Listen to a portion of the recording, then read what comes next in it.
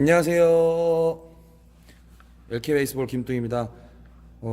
그동안 이제 글러브 3 같은 영상을 많이 찍었었는데, 이제 오늘부터는 조금 컨텐츠를 바꿔서 글러브 리뷰를 좀 해보는 시간을 가질 건데, 기존에 이제 했던 리뷰랑은 좀 다르게 글러브를 좀 해체해서 내부까지 좀 다 보여드리는 리뷰를 할 거고요. 이제 이름하여 글러브 해부학 교실!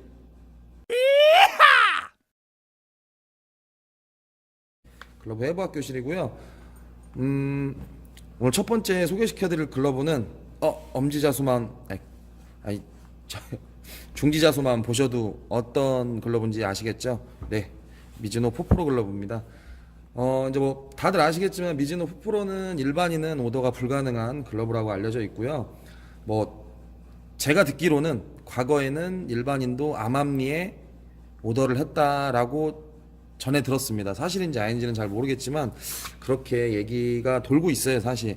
근데 이제 미즈노사에서 점점 이제 포프로 글러브의 관리가 좀 까다로워지면서 일반인은 오더를 할 수 없게 되고, 이제 뭐 프로 선수로 등재된 선수만 이제 오더를 할 수 있다고 하는데, 이제 이 글러브도 지금 현역 선수가 사용하는 글러브였고요.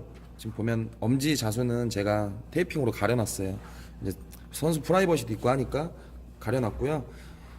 뭐 파란색이니까 어느 팀인지는 아실 것 같고요. 이제 그쪽 선수가 사용하던 글러브고요. 이 글러브는 보면 각인이 이제 엄지쪽 포프로는 특징이 엄지에 날짜 각인이 들어가요. 2018년 4월에 제작된 글러브고요. 가죽명은 없고, 네, 뭐 모델명도 없고, 이제 아마 선수를 위한 글러브다 보니까 굳이 뭐 넣을 필요 없죠.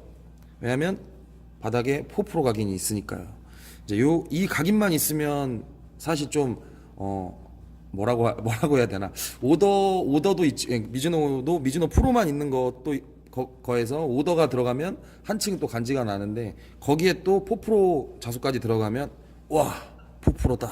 좀 이런 게 좀 이런 좀 감탄사가 나올 만큼 좋은 글러브고, 사실 과거에는 이 중지자수가 포프로만 가능했는데 지금은 이제 하가 오더에서도 가능하죠. 해가지고 지금 요즘에 많이들 하시더라고요. 정말 이게 간지죠.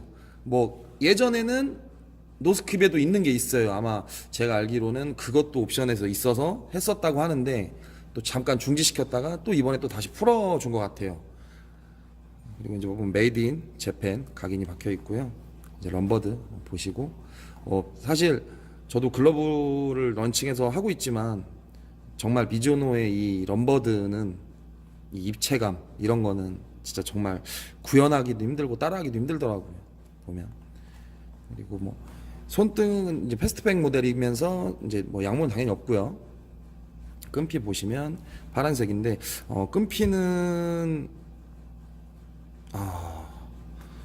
원피를 잘라서 쓴 건지 끈피가 원피랑 색깔이 거의 비슷한 것 같기도 하고, 뭐 일단 전체적으로 느낌은 손을 한번 넣어서 보면 느낌은 좀 촉촉한 가죽이고,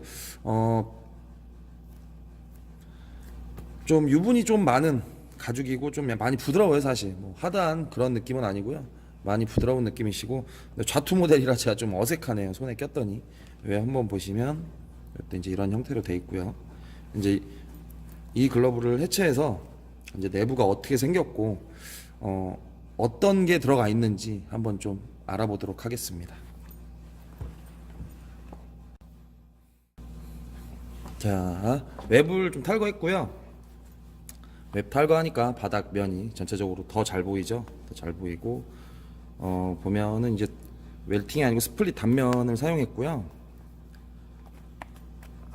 뭐 크게 뭐 미즈노 포프로라고 해서 크게 특징적인 부분은 사실 없고, 이제 뭐 한 가지 좀 보면 한 가죽에서 제작을 한 건 분명하다. 한 가죽에서 한 가죽 원피 한 장에서 제작한 건 맞는 것 같고요. 뭐 소문대로 글러브 자체 가죽도 좋고 느낌도 좋고, 사실 이전에도 이 제품 말고도 포프로를 많이 작업해봤는데 이제 뭐 일반인이 구할 수 없다 보니까 사실 100만 원이 넘어간다고 하더라고요. 금액대가 엄청 비싸죠. 이제 그러다 보니까 중고 제품 위주로만 좀 많이 작업을 하다 보니까 가죽이 많이 좀 해진 상태에서 작업을 많이 했어요. 근데 이제 이 제품 같은 경우에는 생산 연도를 보시면 이제 거의 1년 정도 지났죠. 1년 정도 지났고 선수가 착용한 거는 불과 한두 달 정도밖에 안 되는 것 같아요.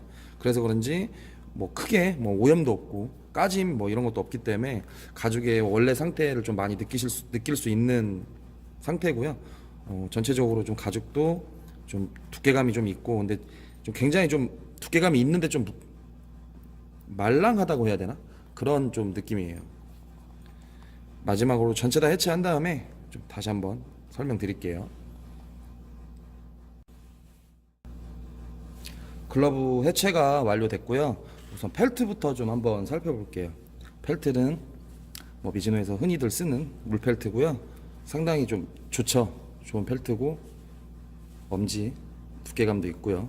하담도 있고 심도 정상적이고 새끼 쪽 펠트 보면 좀 탄탄해요. 탄탄하고 뭐 물펠트 뭐 워낙 좋은 걸 쓰니까 예, 믿음의 부자재입니다. 믿음의 미즈노. 미즈노는 항상 미즈노 프로는 부자재는 좋은 거 쓰는 것 같아요.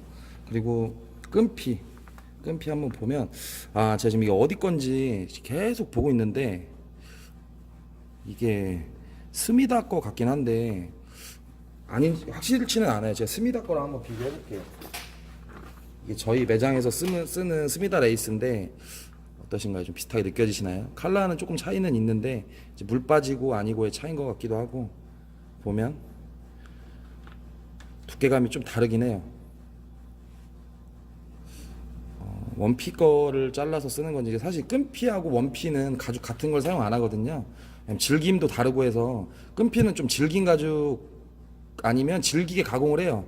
그렇게 해서 이제 가공하기 때문에 끈피는 좀 질긴 거고 원피는 좀 부드러운 가죽인데 끈피도 상당히 부드럽네요. 그리고 이제 대망의 글러브 보시면 이제 바닥 입수 이제 궁금하신 내부 보시면 컴파운드가 되게 굉장히 양호하죠. 왜냐하면 제가 컴파운드 작업을 했으니까 양호한 겁니다. 사실은 양호하지 않았어요.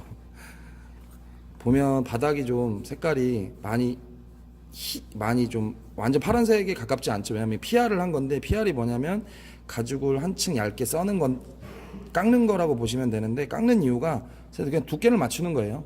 두께를 맞추는 거고 뭐 흔히들 알려진 것처럼 뭐 가죽을 얇게 만든다. 사실 근데 글러브 만들려면 한 1.2mm 정도 두께는 있어야 되거든요. 뒤집기 하면서 찌그러지지 않고 울지 않아야 되고 터지지 않아야 되고 버텨야 되니까. 그래서 보통 1.1mm 정도로 가공하기 때문에 사실 뭐 거기서 더 낮춰서 제작은 가능한데 크게 뭐 그거가 도움이 안 돼요. 그리고 이제 보통 보면 뭐 가죽을 얇게 깎아서 글러브 무게를 줄였다들 말씀을 많이 하시는데 사실 미즈노 글로벌 엘리트 모델들 보면 기성 라인들 중국에 제작하는 모델들 보면 여기에 폼을 많이 써요.